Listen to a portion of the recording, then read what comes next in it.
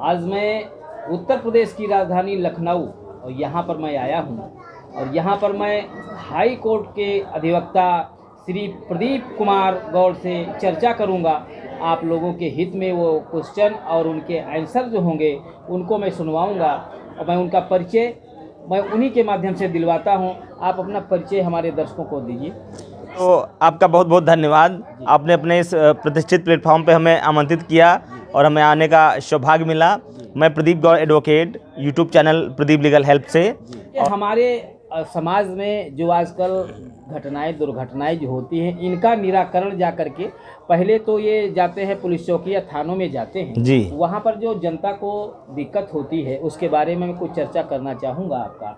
जैसे FIR जो होता है अधिकतर जनमानस में लोग नहीं जानते इसका अर्थ क्या होता है, उसके बारे में आप कुछ बताओ। देखिए, FIR का फुल फॉर्म होता है फर्स्ट इंफॉर्मेशन रिपोर्ट, जिसको हिंदी में कहते हैं प्रथम सूचना रिपोर्ट। जब भी कोई अप्रिय घटना घटित होती है तो जिस व्यक्ति के साथ कोई घटना घटित होती है उसके माध्यम से या उसके किसी सगे संबंधी रिश्तेदार या जानने वाले के माध्यम से जब इसकी सूचना पुलिस थाने में दी जाती है तहरीर के रूप में, तो जो संगीन अपराध होते हैं जैसे कि थोड़ा सा लड़ाई झगड़ा ज़्यादा हो गया, चोटें ज़्यादा आ गई या फिर कत्ल, मर्डर, रेप, बलात्कार, तो इसमें पुलिस फौरी तौर पे तुरंत FIR दर्ज करती है, फर्स्ट इंफॉर्मेशन रिपोर्ट।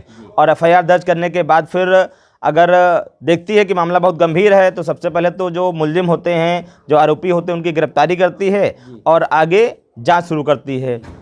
तो कभी कभी ऐसा होता है जैसे आपके प्रति वो दुर्घटना हो गई या किसी अज्ञातवश ने आप पे हमला कर दिया या लड़ाई झगड़ा कर लिया, आप थानों के चक्कर लगाते रहते हैं, प्रशासन आपकी रिपोर्ट नहीं लिखती है, उसके बारे में आप क्या बताएंगे हमारे दर्शकों को? जी, बहुत अच्छा सवाल किया आपने। चूँकि कभी कभी अपोजिट पार्टी अपने पद और पैसे का गलत दुरुपयोग करके पुलिस को मैनेज कर लेती है और कहीं ना कहीं सत्ता पक्ष की होती है या पावरफुल होती है, तो उनके दबाव में पुलिस हमारी बात नहीं सुनती है और हम थाने के चक्कर काटते रहते हैं। पुलिस हमारी बात को अनसुना करती रहती है, इग्नोर करती रहती है और पीड़ित पक्ष को न्याय नहीं मिल पाता है। तो ऐसी स्थिति में सबसे पहले तो उनके जो सीनियर आला अफसर होते हैं उनको आप सूचित करें। और इससे भी पहले तो हम ये कहेंगे कि जो घटना आपके साथ हुई है, जो भी अप्रिय घटना घटित हुई है, तो घटना से रिलेटेड आप साक्ष्य, सबूत और गवाहों को एकत्रित करें और पूरी मजबूती कर लें। जैसे कि audio recording, video recording, photographs आदि आप कलेक्ट कर लें और उसके बाद जो पुलिस के आला अफसर होते हैं उन तक आप अपनी बात पहुंचाएं।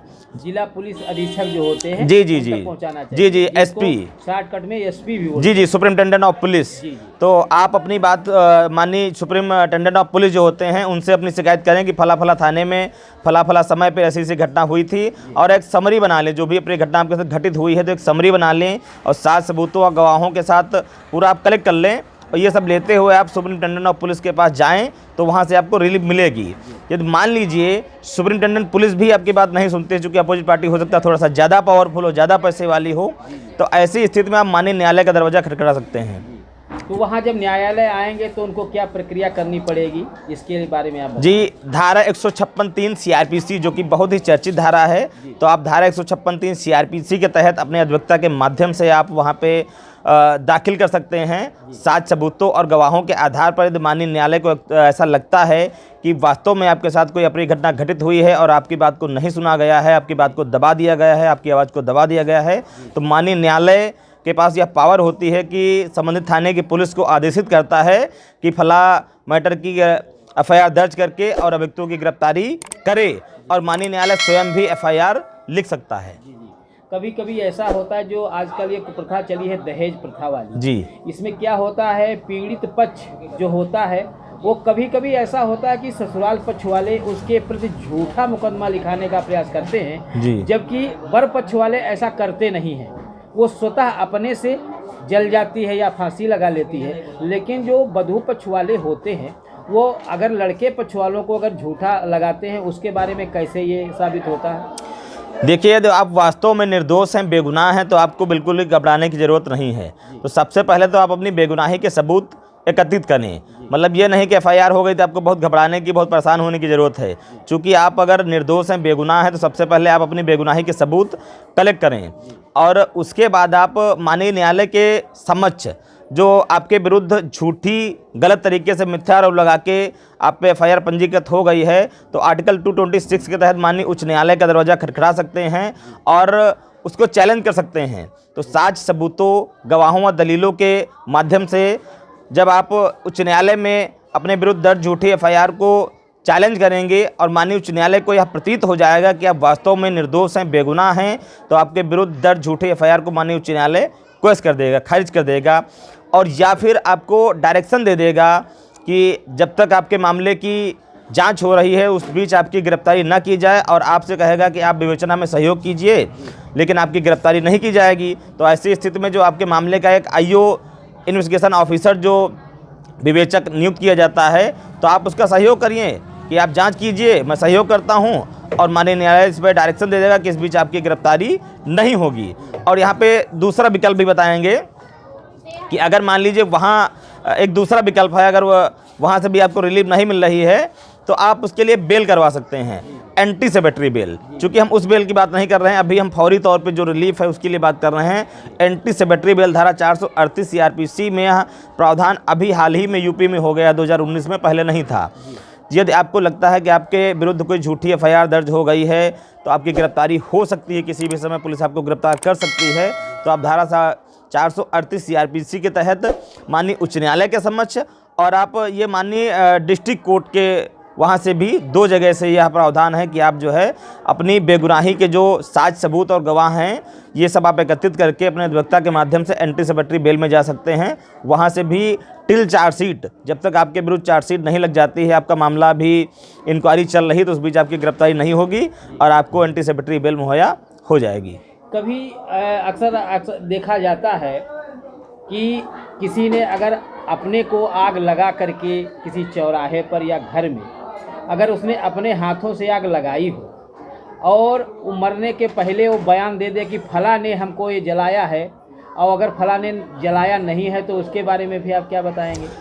देखिए, अगर ऐसा कुछ होता है कि पीड़ित व्यक्ति जो होता है वो कहीं पे सुसाइड कर लेता है और आग लगा लेता है और मरने के पहले जो बयान दे देता है, तो यह बयान तो बहुत ही खतरनाक होते हैं अभियुक्त के लिए, मुलजिम के लिए, चूँकि कहीं ना कहीं कानून भी यह मानता है कि मरने वाला व्यक्ति झूठ नहीं बोलता है। चूँकि वो जो मृत्यु से पहले जो बयान होते हैं तो उस टाइम कानून यह मानता है कि वो व्यक्ति झूठ नहीं बोलता है, तो वह बयान एक तरीके से पत्थर की लकीर का काम करेंगे। जो वो बोल जाएगा वह सत्य ही कोर्ट मान लेती है और उसमें निश्चित तौर पर सज़ा होगी।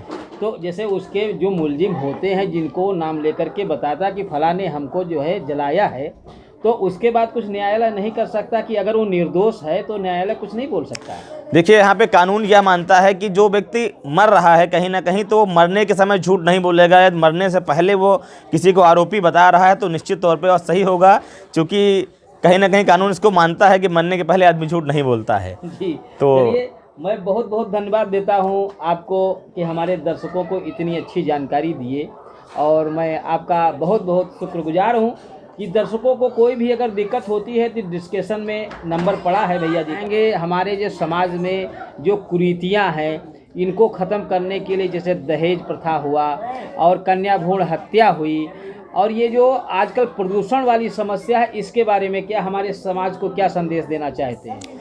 देखिए, इसके लिए कहीं ना कहीं हमको, आपको और समाज के जो भी जागरूक युवा हैं उनको आगे बढ़ के आना पड़ेगा। चलिए, बहुत बहुत धन्यवाद। मैं आप लोगों को भी धन्यवाद देता हूँ। चैनल देखते हैं।